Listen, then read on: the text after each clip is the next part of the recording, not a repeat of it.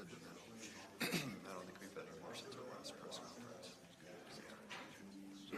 Good.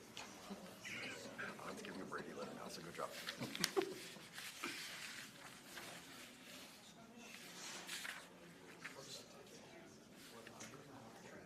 Through my knowledge and experience, I answered the question correctly. There you go.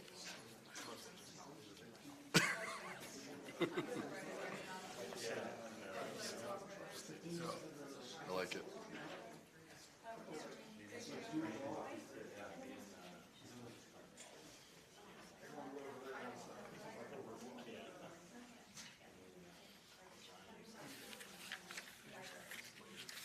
Alex.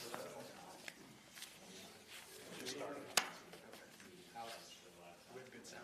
Yeah, sounds good. Okay.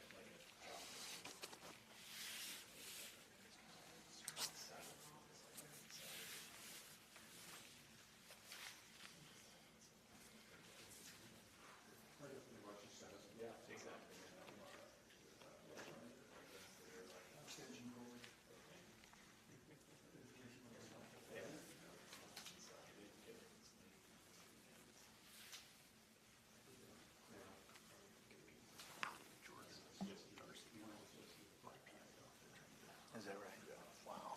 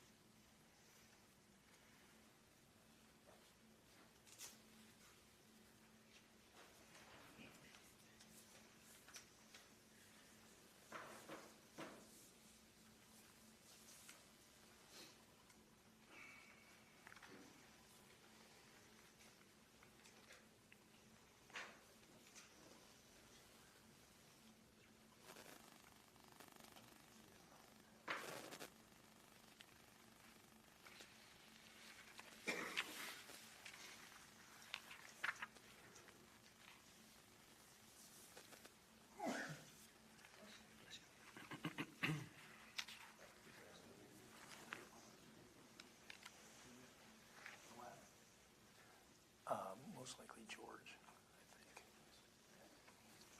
He's always been very supportive.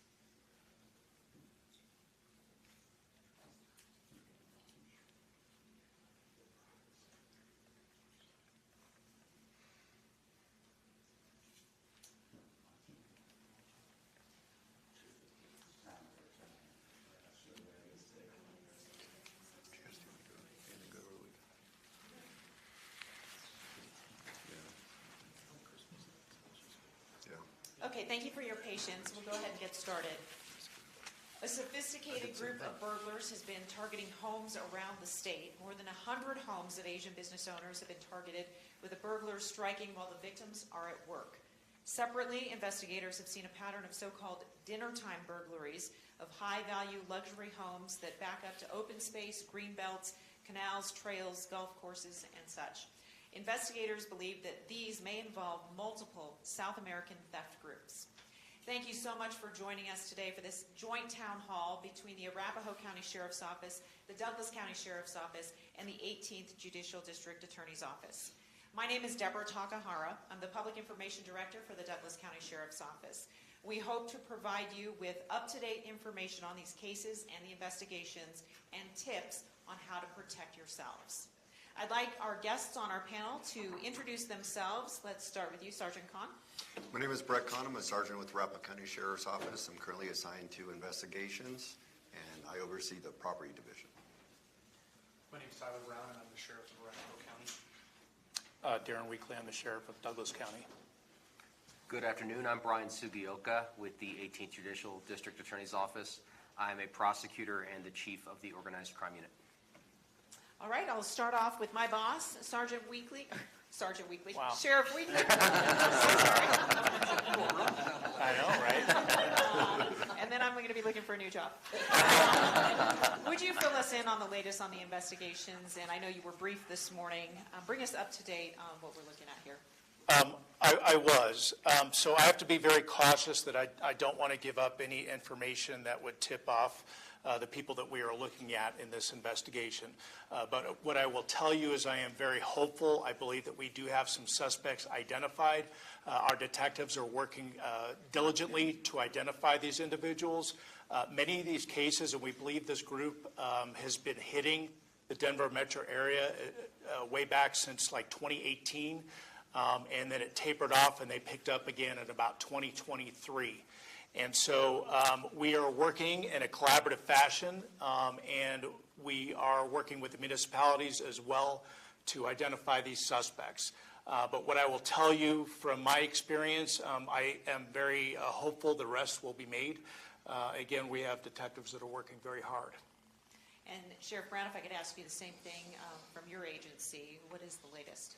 So since February of 2023, we've had 26 incidences where Asian business owners have been targeted, and 26 total events, 24 victims. We've had 2 victims that have been hit twice, and again, we're working collaboratively with the Douglas County Sheriff's Office, our partners to the south, as well as every other law enforcement entity in the Denver metro area, and we're sharing information and we're sharing evidence with each other, trying to make sure that we have all the things that we need to go out and make arrests and hold these individuals that are accountable for victimizing members of our community. And Sergeant Kahn, could you kind of give us what you've seen in terms of patterns or what people should be aware of? Absolutely. I believe with the Asian burglaries that are happening is I believe they're actually going to the businesses. They're watching the businesses. They're watching the owners. They're seeing what time they're getting there. They're seeing what time that they're leaving. I believe, and again, this is my opinion, is I believe they're following the owners to their residence. They're seeing where they live. They're doing their information. They're doing their intel at the residence. And the pattern that I've seen, it's usually after the homeowners leave the residence to go to work, within an hour to 2 hours, they're getting hit. So I believe as a business owner, be cognizant when you're leaving, watch your surroundings. When you're driving home, watch your mirrors. If you're seeing vehicles following you, make 2 left turns. If that vehicle is following you, take a note of it. Notify us. Get a picture, get a license plate, get anything that you can give to law enforcement to help us identify these. If you're an Asian business owner, talk to your neighbors. Let your neighbors know, hey, I own this business. I want to let you know that this is a pattern of burglaries that are going on. I need your assistance. I need your help. Let your neighbors know so that they can help. They'll have their cameras up. Also, if your neighbors are seeing suspicious activity, let's say they work from home, and then they can call you immediately and say, you know, there's this vehicle. It's parked in front of your house. We saw some people watching it. Do you recognize these people? No, this is perfect intel that we need to work. So if your neighbors see something suspicious, give us a call. We can respond. We can try to make contact. With the dinner time burglaries, on a separate note with this one, they're targeting very expensive homes. And these homes are being basically backed up to green belts. A lot of them are on large acreages where they can walk right up and they're extremely treed. And this goes for all burglaries. They're targeting specific homes. They're not just finding random homes. They're finding homes that they feel that this is a good home to victimize because we can get in and we can get out. People are not going to see us, and they're not going to know what's going on. Again, and the sheriffs will speak about this, about what you guys can do for homeowners, business owners to secure your business. Not only do you need to protect your home, you need to protect your business. Because I also see thousands and thousands of businesses that are being burglarized, And it literally amazes me how many people don't have video surveillance, or if they do, it's extremely outdated, and it's like a 480, and the picture quality is horrible, or it's a live feed, and they don't have a DVR to record it. So they're calling us, we have a live feed. We're like, great, we need we need everything that you've collected, and they're like, we don't have it. We don't have a DVR. We don't record it. We don't want to pay the extra monthly fees for that. So again, most of the evidence we're getting, it's forensics, it's DNA, it's fingerprints. They're leaving items behind, tools, stuff like that. But the big thing is we also need video cameras. We need your neighbor's assistance. We need everybody's assistance to be able to catch these people. Thank you. And Brian, from the DA's office, can you explain your role and maybe what is concerning to you at this point? Sure. So as Sheriffs Weekly and Brown pointed out, although the increase in these burglaries is of great concern, it's actually not new behavior. It's been going on for a number of years. We have charged one individual and one group separately with some of the behavior that occurred in 2023. If you may recall, there are some burglaries of some Asian religious institutions in the metro area, as well as some homes and businesses. And we've had some success in charging individuals. I can't speak in detail about that because those cases are pending. But the other piece, as Sheriff Weekly pointed out, is really just working with law enforcement, assisting with warrants, and utilizing all the investigative tools we have to try to catch these individuals. Like the sheriff, we can't really speak in detail about those other than to say that we continue to work closely with law enforcement. That's part of our role at the District Attorney's Office, of course. I mean, as far as why this is obviously concerning behavior is, although thus far it hasn't risen to the level of violence, it appears these individuals are more interested in getting away with the goods as opposed to having confrontations with homeowners. One of the things that makes home burglaries so dangerous is the possibility that perhaps the suspects think nobody's home, but they're wrong, and before you know it, there's gunfire, there's the potential for injury and death. That's one of the things that makes these particular crimes so dangerous to the community. And then there's, of course, just the general sense of unease that particular ethnic groups may feel as a result of feeling correctly that they are being targeted. And as a person of Japanese descent myself, I understand that, what it feels like to be targeted. And so I think one of the reasons why law enforcement is taking this so seriously is because whenever a particular group or population is targeted, I think law enforcement takes that very seriously. And Sheriff Weekly, we spoke this morning about a reluctance on some victims' parts to report this to law enforcement. How important is it for us to get that information so that we can investigate that case, but also maybe link it to other cases? It's absolutely critical. We are concerned that not all of these victims are actually reporting it in a timely manner. One of the reasons that these folks are being hit is a lot of times they keep a large amount of money, large amount of valuables inside of their home. The concern is culturally, some of these folks may not embrace law enforcement and may not entirely trust the criminal justice process. And so right now we believe about $2.5 million that people have been victimized to that tune in the state of Colorado. We think it's probably about double of that because I don't think we've got accurate reporting from our victims. But it's absolutely critical that they report so we can come out, we can do a crime scene investigation, try to get that DNA evidence, fingerprints, video, and things like that, so that we can solve these cases and bring these people to justice. And Sheriff Brown, how important is it for law enforcement agencies throughout the metro area, the state, even the country, to work jointly to investigate these types of burglaries?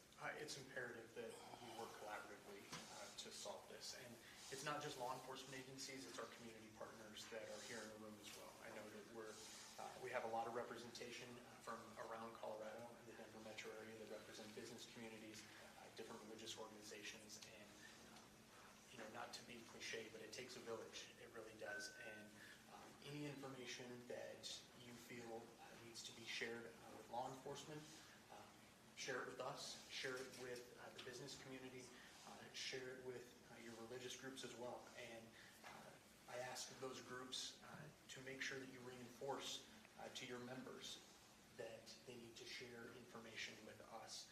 And as soon as one law enforcement agency gets it, we are working collaboratively to go after these perpetrators of these crimes to make our community safer. And that's the goal of each one of our law enforcement agencies across the metro area, is to make our community safe for everyone. So we need your help in doing that.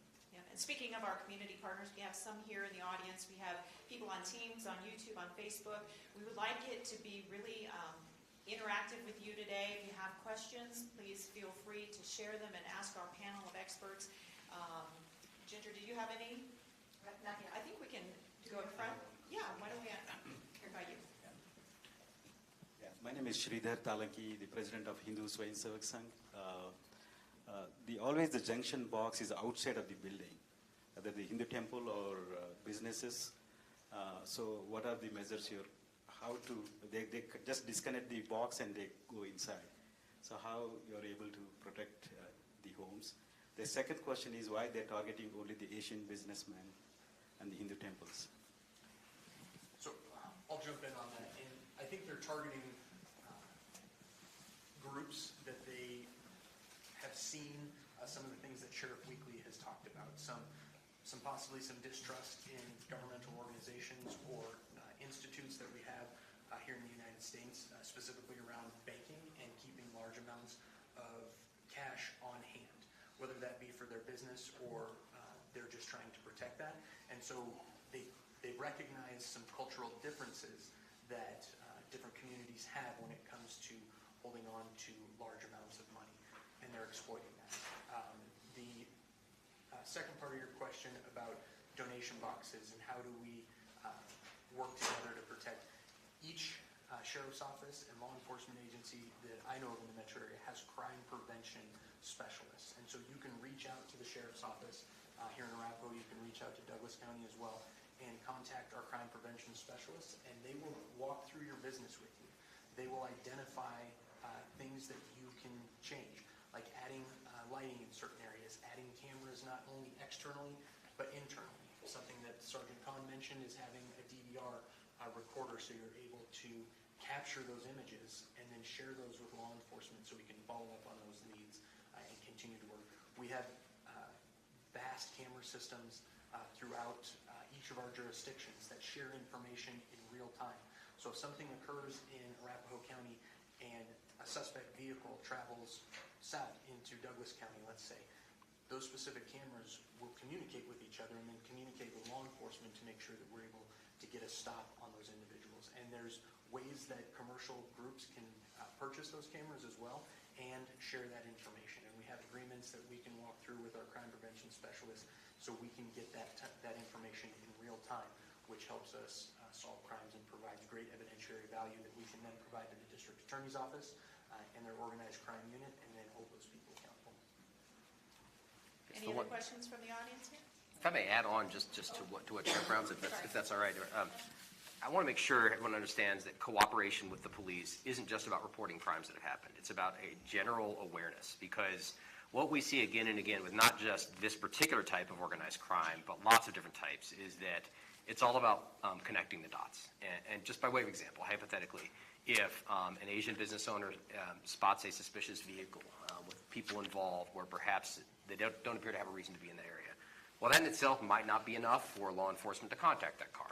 But if they report it, if they make note of it, well, perhaps a month later that same car pops up at a burglary scene, or that same car pops up in Weld County in a robbery or something. So it's all about having citizens who are aware. Even if we don't necessarily prevent every crime, the more we can gather information from the citizens, that's how we build our cases, by developing those patterns. So I wanted to make sure everyone online and here was aware of that as well. And if I could add on to that, we can catch these people in the act. It's critical that people report suspicious activity, and a lot of people are hesitant to do that. They don't want to get involved, they don't know their neighbors very well, or they don't want to notify law enforcement, and it turns out to be, a legitimate repairman. But the fact is, these suspects are trying to look like cable guys, repairman, phone repairman. So they're wearing reflective vests, they're wearing hats, they're wearing masks, they're going into the backyards when they know that people are not home. If you suspect that something is wrong, call law enforcement and let us get out there to investigate. If it's a legitimate person working on the line, that's fine. But let us get out there. We've been close to catching these guys already.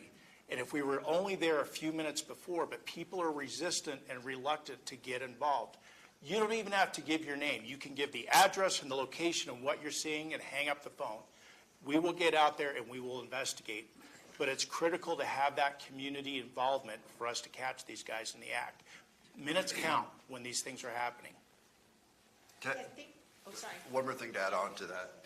As the sheriff said, in today's law enforcement career, our job is to be proactive in law enforcement. By being proactive, there's steps that we take. This meeting right here is to educate the public how you guys can be proactive.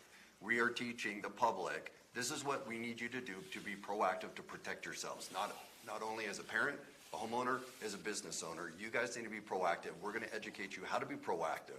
And by you guys being proactive, you can proactively advise us so we can follow up on things instantaneously. Does that make sense? If you guys see a car, we all know vehicles have to have registration on them, right? Well, if you see the number one stolen car right now, which is Kias and Hyundais, if you see a Kia or a Hyundai and there's no registration on it at all, and you look at the driver lock and the ignition's punched, and you see some people, 2 or 3 people in a car parked in front of your neighbor's house, we're proactively teaching you, you need to call in. You need to tell dispatch, hey, there's this car, it's a Kia, I can see that the driver door is, the handle is missing, there's 3 people sitting in there, and it's in the middle of the summer and they have masks on, and they're wearing all black. If you guys can be proactive, everybody in the community, call us into us. Again, as the sheriff said, we can respond. Certain times we can make contact. Certain times we can't. I mean, we can always do community contact and say, hey, I'm Sergeant Brett Kahn, how are you guys doing today? If they don't want to talk to us, we can't force anything. But at least if we're there, we're going to be a detergent. And we'd rather follow up on something that ends up being nothing than have to try to investigate a crime after it already happened.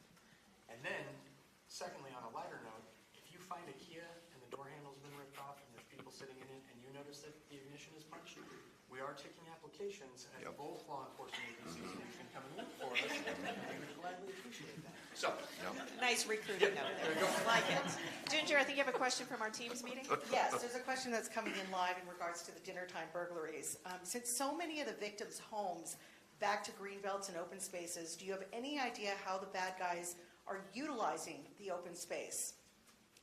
Is it likely that they're spending a lot of time watching these homes? I think it's very likely that they could be doing a number of things. They could be walking on a trail looking like they're just walking. You know, if it's a green belt and there's a path behind the house, they're spending times in these neighborhoods, driving through, casing the neighborhood. Who might be a good victim? Who can we hit at a specific time? It's also important for people to realize a lot of these groups, they're using Wi-Fi jammers. They can get these Wi-Fi jammers from Amazon. Anybody can buy them. And so for those people that have Wi-Fi security systems, chances are we're not going to get anything because when they're going in, they're using these Wi-Fi jammers. And so these guys are very sophisticated. They also might be setting up a camera behind the house using a Wi-Fi camera. We've found those, it seems. So it's important for homeowners to be aware of their surroundings, be aware of what's on their property. But in a couple of these cases, we've actually seen cameras, Wi-Fi cameras, and they're wrapped up in shrubbery or something like that. The bad guys are watching these houses, and so they know when people are coming and going. And so by the time they hit your house, they feel very comfortable in doing so. Is there anything you can do to combat the cutting of wires or the jamming of Wi-Fi systems, or do you go old school and hardwire everything? What can homeowners do? You nailed it exactly. Having redundant systems, having cameras that are hardwired to a recorder, and then also still utilizing your Wi-Fi so you can see people approaching. They're not always jamming them, but if they do and you have a redundant system, install cameras not only on the exterior of your home, but install them on the interior and put them in places that people might not recognize them right away. We've seen a couple where individuals individuals have broken into homes that have had cameras on the interior that were in plain sight, and those cameras were immediately disabled and destroyed. But work with your security company, call them. Each security company has experts that can come out and assist you in that.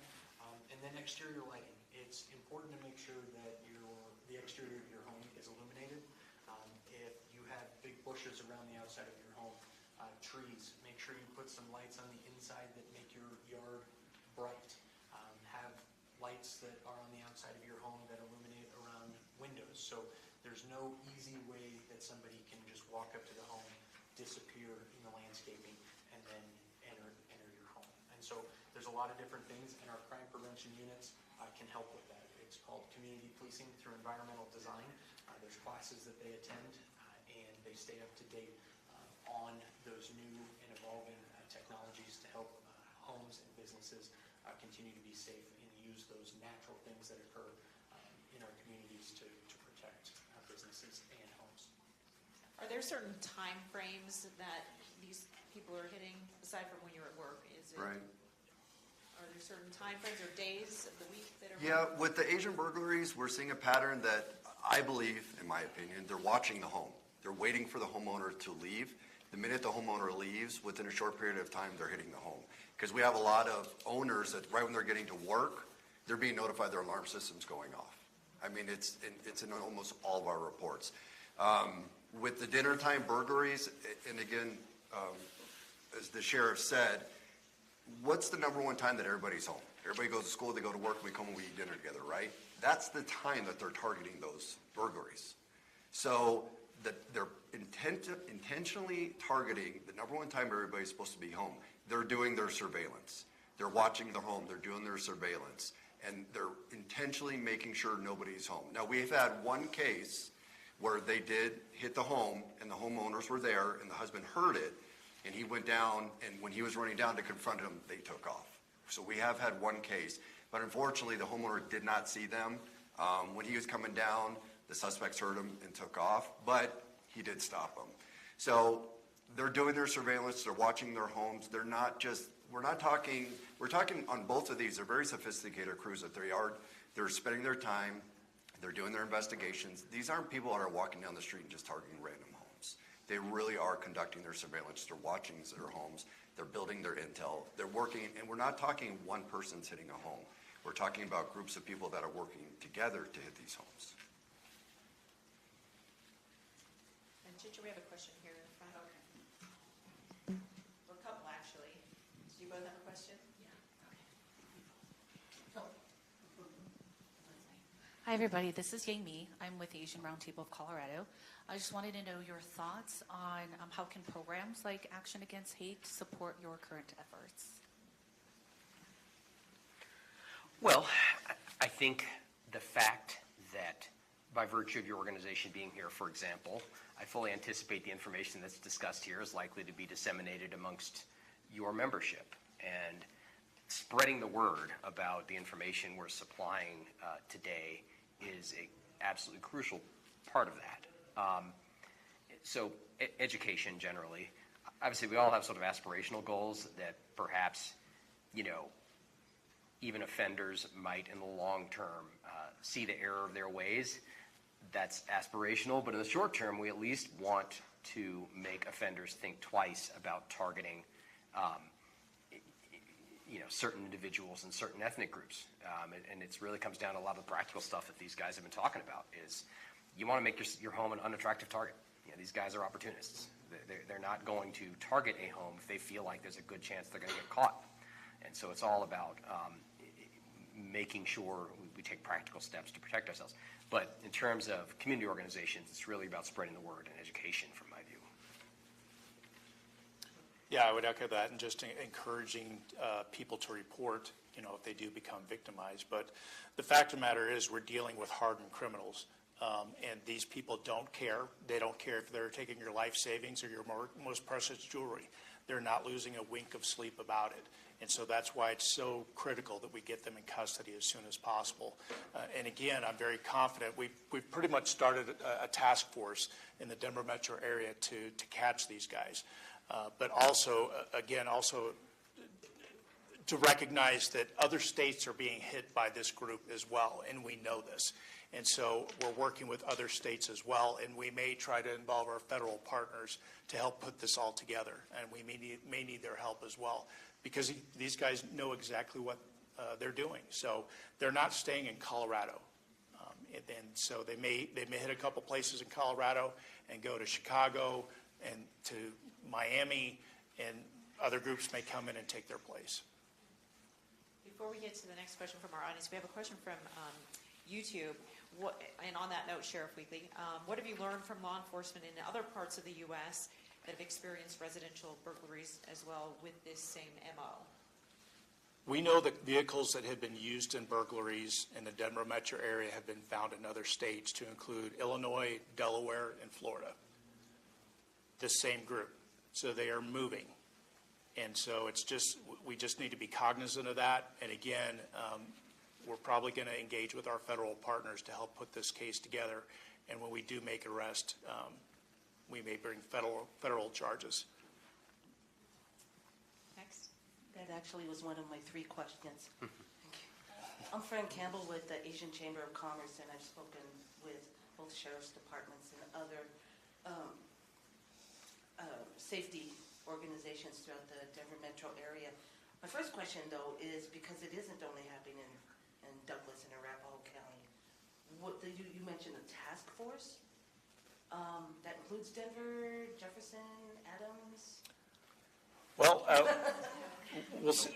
We have a meeting set for tomorrow.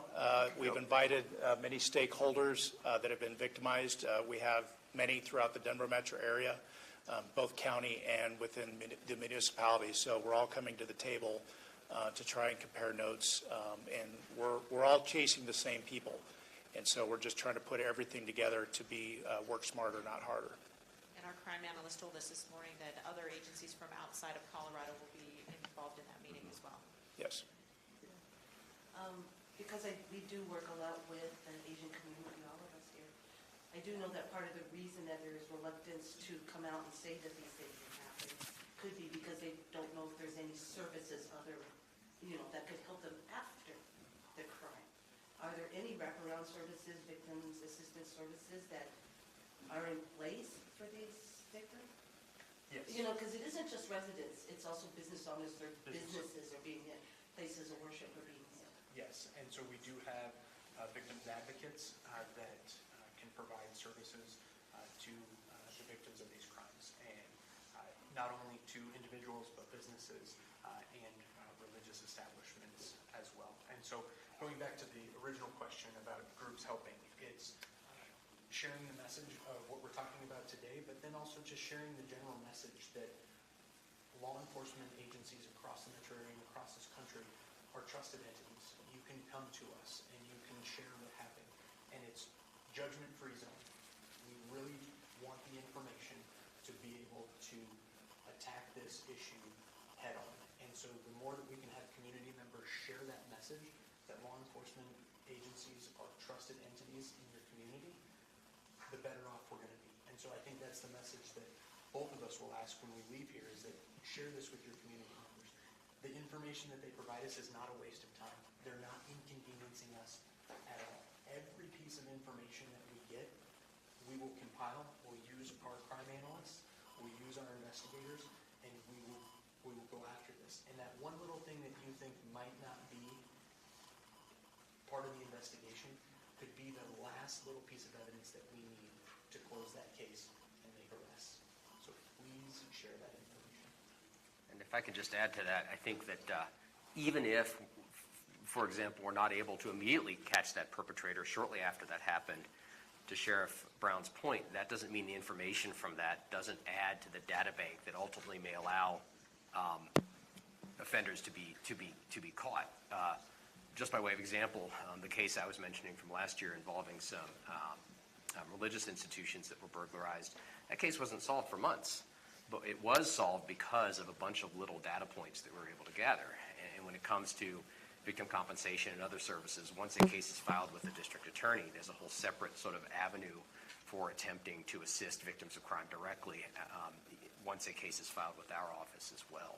So they may feel like they're reporting a crime or an incident might not have an immediate or short-term benefit for them, but it certainly will in the long term. And to also answer your question, when you become a victim, our job is to make sure you're never a victim again. And as the sheriff said, we have an entire, up investigations where I work, we have an entire victims assistance unit. The minute that your report's taken, a victim advocate is assigned to you, and they're going to reach out with you within 24 to 48 hours. These are the resources. This is what we can do to help you. And then, as the sheriff also spoke to, we have very highly trained deputy sheriffs that can come to your house and assess your entire house, assess your business, saying, here's the deal. And a lot of people don't realize this because of television. 95% of burglaries are committed on the back of the house, in the pedestrian door on the side of the house. Where does everybody have their sconces, their Ring doorbells, and their video surveillance? It's the front of the house, right? Well, guess what? That's not where the crimes are happening. They're on the back of the house. So let us come to your house. Let us show you, look, this bush right here is completely covering your window. Somebody can get behind there, look inside your house, and they're blocking. So let our victims advocate, let our deputies work with you and offer you the resources and show you how to protect your house and business. We have a really interesting question online. You know, we all love our animals here. So Kelly from YouTube and Dad and Parker both want to know, what about dogs? Are they a deterrent? That I can say 100% confidently, yes. That was easy. So buy a dog.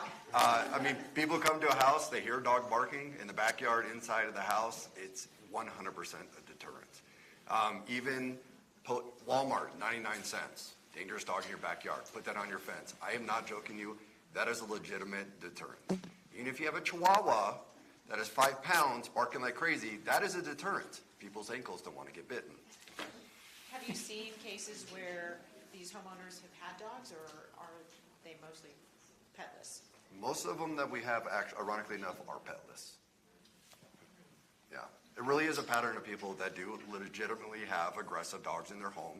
They will legitimately see the animal and they will leave. They don't want to be bit. It really is a deterrent. All right, Ginger, do you have a question from Yes, online? there's a question online from Kelly.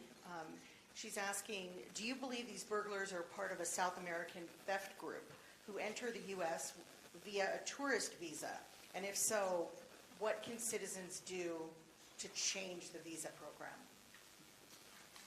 Maybe let's start with the first part. Let's start with the first part. We don't have any indication or evidence in any of the dinnertime burglaries to suggest that the suspects are coming from one particular nation or another. We have seen that across the United States where other entities have said, hey, we do have a particular nationality that we are looking at for specific burglaries, but in Arapahoe County and the 9 dinnertime burglaries that we have no evidence to conclude that they are from one particular nation or another. Douglas County, and I confirmed this today, we believe they're Colombian nationals. And so we have enough information on the cases that we've been working, and I confirmed it today, this morning, they believe they're Colombian nationals. One point I would add is that I think we should not assume that every single one of the crimes that we've heard about in the media over the past month or 2 months is the exact same group. It's obvious that there is, in fact, a distinct group working, but one unfortunate pattern we see time and time again is copycat crimes, essentially. Just by way of example, just recently there was a pattern of robberies of purses of elderly folks leaving Asian supermarkets. And I can't prove that the people who perpetrated that did so because they read about what's happening in the news, but I wouldn't be surprised, right? That they thought to themselves, well, I bet that's a vulnerable population, I'm going to target them. And so we shouldn't, it's entirely possible that there are parallel groups, that there are connected groups, not necessarily the same group. One thing we've seen very much so in the past decade or so amongst organized crime is that as opposed to a focused specific gang, we tend to have more diffuse organizations where we might have a core group doing a lot of crimes, and they might invite along 1 or 2 people to do 1 or 2 as well. So it could be one group with add-ons, it could be multiple groups, but certainly when you're looking at this sort of very specific repeated patterns, there's at least a group operating with certain. Michael from YouTube wanted to know, what are the top 5 things homeowners should do to protect themselves? He asked from dinner time burglaries. And Sheriff Brown, I believe you have a nice graphic that we have designed right in front of you there. I do. Want to read that? And we posted this on our social media platforms as well, and you can get to this. And it's safety tips for residents, and I'll just run through these real quick. The first one right off the bat is when you're leaving your home, lock all your doors, lock your windows, close them. It's the simple things that deter people the most. I mean, it's the same thing we talk about as we approach the holiday season.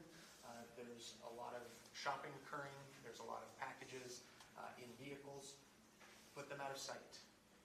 Lock your car. Same thing with your home. Lock your home. Turn the lights on. Leave lights on or use automatic timers to make your home look like it's occupied and more difficult for people to break in. Install motion sensor lights outdoors to illuminate dark areas. Consider purchasing exterior and interior cameras. Some cameras allow you to notify police of crimes that are currently happening. Consider installing shatterproof window tinting to prevent criminals from breaking the glass. There's several companies out there that make this specific window tint. You can contact window companies across the metro area, and they can provide you specific information on these tintings. Be suspicious of people loitering around your home. It's okay. That is your castle. You can protect it. If you see something that you're uncomfortable with, trust your instincts and call us. Again, we would rather drive by and have it be absolutely nothing than have to be investigating a burglary or somebody who's committed a crime. And then join neighborhood groups. Talk to your neighbors. Just have communication. A lot of people are working from home now, and they're looking out for each other. So talk to your neighbors. I know we all get in a busy, fast-paced world where you pull into the garage and the garage door is shut before you even make it inside your house. Maybe step out and just have a conversation. Be friendly. Be neighborly. As I said, it does take a village to protect the community, and your neighbors are your best line of defense. Everybody has a neighbor that lives on their street that knows exactly what cars are supposed to be there and which ones aren't. Make connections with them and be able to share that information. So that's what we have on our tips right now, and then there's plenty of other resources out there. Call our non-emergency lines and get those numbers for our crime prevention units, and they will help you through a multitude of things that are on this list. Do our media partners have any questions? I'd like to add one more thing onto that one. Another, just reading reports every single day, another one to add on. Let me ask everybody in this room and everybody out on the internet, how many people have their garage door opener on their visor? Yeah. I would probably say 80-90% of people do, right? Well, people park their cars in their front yard. So what they do is they come, they break into your car, they open your garage. They then walk into your garage, they burglarize your garage. Then, with a lot of people, again, how many people here, you walk in your door, right when you walk in your door, you put your wallet, your purse, your keys. So I just read a report the other day, person broke into the car in the front yard, opened the garage, walked in, opened the door, stole the wife's purse, all the car keys, everything, went back out, stole the car and took off. It's the number one thing. You would never think that. Garage door opener. And one of the number one reports I get in the middle of the night is people break into people's garages. They're asleep. They're opening their garage. They're wiping out their garage. They open the door. They can look right there. There's purse and wallet sitting right in. I'll admit it. I've been a cop for 25 years, and I walk in, and I put my wallet right inside there, and I'm trying to give you guys advice, and I do the same thing. So little things like that. Make sure your garage door opener is hidden. Vehicle registration, very important. That's why the state of Colorado changed the law. There's two registrations. One has your address, and the other one doesn't. We have some big problem. You go to Park Meadows Mall, break into somebody's car, take the garage door opener, take your registration with your address, they drive straight to your house. You're at the mall shopping, they burglarize your homes. Little stuff like that. Keep your cars clean. Keep any identifying information out of your vehicles, because they're going to take that information to get right into your house. You know, one thing I would just add on is I think a lot of focus is on home safety for very good reason. But it is not coincidence that the people who have been targeted are owners of Asian-owned businesses. And that means at some point they have figured out that that person owns an Asian-owned business, which means they probably at some point went to that business, right, and figured out who you were, and maybe followed you home so they could figure out where you live, right? And so a degree of awareness even at your business is a good idea, right? If there are folks who are maybe loitering around without obvious reason. I'm not suggesting everyone become a secret agent, but be on the alert for someone who appears to be following you home. You know, they figured out who to victimize for a reason. This was not random. And although unfortunately some of that information is available through public records, there's too much, it's not a coincidence, again. They've figured out who the owners of these homes are and what sorts of businesses they own. So be alert at work as well. Sridhar, did you have a question earlier about the jewelry and the belongings? Did you have a microphone? A lot of times when they get the jewelry from the bank sale, they get it on Friday so that they can attend the parties or any event, the religious event on Saturday. But Sunday, again, the banks are closed to put it back again. So always there is a gap of 2-3 days to put it back, these jewelry into the safe. So how to protect those things? There are some gaps are there, so how to protect? The best thing would be to buy a large safe and have that safe secured to the floor. Something that would take a lot of time and energy for people to get, get away with. And so that's going to be the big thing but also just hide the jewelry in a place that somebody might not look. And so what we're finding is a lot of these victims are going to hide these valuables in the same place. And so it might be a bag of cash that they put in a bag and put it in their closet. A lot of these victims do the same thing. So hide that jewelry in a place that nobody would think to look, or buy a safe and secure it to the floor, have it bolted to the floor. We have another question from the audience. I'm with South Metro Denver Realtor Association, and I just wondered if there's a pattern of these dinner time burglaries, if they're happening more in Lone Tree or Cherry Creek or Highlands Ranch, or are they all over the place? Or can you talk about that? They're all over the place. Arapahoe County, we have 9. I believe Boulder has 10. So you see how spread out they are. Douglas County Sheriff, I believe. We don't actually. We've got one. Yeah. Is all that we've gotten. So. But they're spread everywhere. They really are. Okay. Yeah, they're all over Colorado. Multi-million-dollar homes are spread out all across the county and metro area, and so they're just hitting very high end. Can you all talk about the possibility that there's a lookout car or the crews that are, working together? There's a couple usually that come in at a time. What should people be aware of and be reporting if they see something down the street that Absolutely. is far away from what is actually the action? I can say on the dinner time burgs, so we call it MO, modus operatus, which is a distinctive pattern. On the dinner time burglaries, there is no cars that are catching on video surveillance. So what we believe what's happening is they're driving the group and they're parking far off. And then the group is walking up to the target house, conducting their surveillance, committing the burglaries, and probably picking them up at a different location. Now, most burglaries, yes, they're going to be parked, 90% of the time it's going to be a stolen car, and they're going to be parking on the same street within a short distance. The reason is if you commit a burglary, most people have cameras, so they don't want to be walking by all these homes with cameras. So they are usually going to park within a short distance, most burglaries. The dinner time burglaries are different. Like I said, there's different patterns and different groups are doing different things. The dinner time burglaries are specifically targeting certain items to steal. They're going master bedroom, they're going money, jewelry. The Asian burglaries, they're going anything that is worth money, period. And they're attacking the house. So it's completely different patterns. But with the dinner time, we believe they're parking nowhere near, and they're walking in. Asian burglaries, yes, we're thinking they're parking within a very close proximity. Does that answer your question? Yep, I think so. Great. Anything else to add? Anybody else? No, go ahead. So Minju Song with City of Aurora's Office of International and Immigrant Affairs, and also I'm City Liaison for Aurora Asian Pacific Community Partnership. There's definitely hesitance in terms of reporting crimes, even though they were victim of crimes. And there could be multiple reasons, and one of it is they think they will not see the short-term outcome when they report the crimes. And second is, so one of our community member was victim of crimes them, like, did you report the crimes? And they say, well, we didn't. So we ask why. It's like, well, they didn't take much. And one of the reasons is they don't want to be a victim of like future crimes. Yeah. They don't want to draw unnecessary attention to their business or their house. So there might be another reason. And another last one will be some of Asian-owned business owners. A lot of them are like first-generation immigrant refugee community, and there's definitely language barriers. So for them, like reporting crime is not very easy task.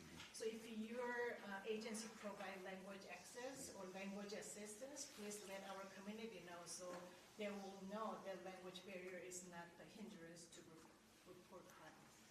Yeah, absolutely. All of our agencies, if necessary, will have a translator to help. But it's critical. If somebody thinks they got away with it and they don't believe that the crime has been reported, they're just going to come back for more. We have multiple victims that hit the same house. But it's also critical for all of you to let people know, put those valuables in the bank. Because the reason that they keep hitting is because it's lucrative. They know they can keep hitting these folks in these businesses or these residences because it's lucrative. And so if they put their money in the bank, there's nothing for them to steal. But again, it's critical that they report, and we will go out of our way to make sure that they feel comfortable, that we have a translator there, and that we answer all of their questions. But if the bad guys think that it hasn't been reported, they're just going to come back for more. And you know, as to the sort of fear of retaliation piece, I'm certainly not going to sit here and say that doesn't happen. Certainly we have instances and cases where defendants have attempted to retaliate against or tamper with witnesses. So I'm not saying it doesn't happen. I am saying it's extraordinarily rare. And when it comes to people like this, who are fundamentally cowards, they're fundamentally opportunists, the likelihood that they are going to sort of somehow attempt to retaliate against someone who reports a burglary of their home, I would characterize that as very unlikely. You know, again, I'm not saying it doesn't happen, but these are not the sorts of crimes where we typically see that in law enforcement. So I guess one message I want everyone to get is, please don't let the fear of retaliation be in any way a bar to reporting, because again, the likelihood of retaliation is infinitesimal, really, in cases like these. And another thing is, if your victims are not reporting it, we can't offer the resources that we have, which then opens up the door to be re-victimized. With our victim assistants, with our deputies, we have a lot of resources so they won't be victims again. And we can educate people on how to be victims. We can come to their houses, we can come to their business. If they're not utilizing our resources, they're opening up the door to be victimized again, and that's the last thing that we want. Our time is wrapping up, but if each of you would like to give us a few takeaways, what you want the community to know and do, that would be great. Sergeant, start with you. Oh, Sheriff Brown? No, Brett looked right at me, sorry. That's my cue. Yeah. No, I think the safety tips that we have posted for residents and business owners, please look at those, go to our websites. We will provide all of that information as well to our community partners that are here in the room so they can share it with their groups as well. But I think the biggest message is we need your help. We're trustworthy. Law enforcement is a trusted entity. Every law enforcement agency in the Denver metro area across our nation is here to make sure that our communities are safe. And that is making sure that all of you are safe in your businesses, in your homes, when you're out enjoying our communities, that you are safe. So let's work together. And that's really what my message is here, is let's continue to work together. We will continue to collaborate with all of our law enforcement partners to mitigate these safety risks to all of you. But all the information that you have will only benefit our investigations. And I would just say, if you see something, say something. Call law enforcement if you see something that doesn't look right. You see somebody in a neighbor's backyard and you just think something might be wrong. I know the sheriffs were talking about this. Call law enforcement. You could be the hero that solves all of these cases just by making a phone call to law enforcement. So if you see something, say something. And actually, I'm going to add on to what Sheriff Weekly said, because very often it is that one report or that one victim who comes forward, that one piece of information they supply, that is often the key to unlocking a whole series of crimes. And so reporting things, reporting crimes, reporting suspicions is crucial. And then just on the piece about reluctance to come forward, I just want to remind everyone to have faith in the long game here, in the sense that I have seen the amount of work these guys put into putting together these cases. I mean, they're big cases, but they do tremendous, tremendous work, and they will give us cases that we can prosecute. But we need the evidence, and the evidence very often comes from lay people, victims and witnesses who are willing to come forward. So that's really the key to the whole thing, and to understand in the long term, we'll hold people like this accountable. That it just takes time and contributions from everybody. And I guess to finish up, I'd like to say I thank everybody here in the room, and I applaud everybody here, everybody who's on the internet watching. Our job is to be proactive. Everybody that's in this room and everybody who's watching, you're being proactive because you're educating yourself. We're giving you the tools, you're learning the tools, you guys are going to utilize the tools that we taught you, and now we're working as a community. It's not law enforcement working with law enforcement, it's law enforcement working in the community. So I applaud and I thank everybody who listened to this, who's educating yourself, who wants to work with us to make our communities a safer place. And my community resource deputy reminded me that both of our agencies, the Douglas County Sheriff's Office and the Arapahoe County Sheriff's Office, have crime prevention units, and they will come to your home or your business and do an assessment with you so you can learn how to best protect yourself. Thank you so much for being with us, and panelists, thank you so much for sharing your expertise with us here today. Thank you so much. Thank you. Thank you for arranging this one. It's very useful. Good. Thank you for coming.